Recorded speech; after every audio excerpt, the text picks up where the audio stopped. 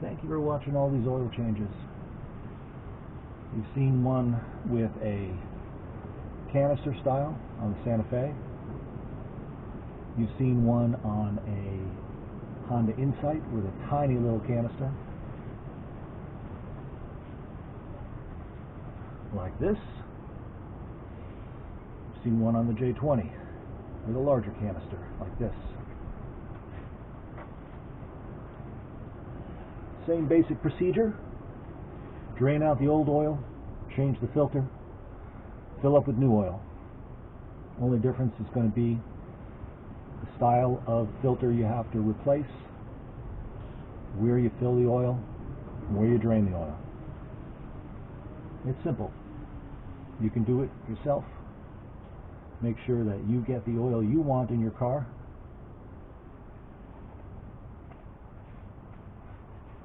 And once you get used to it, you know what tools you need. It doesn't take that long. So good luck to you. I hope you enjoyed. I hope you found this useful. Thanks for watching.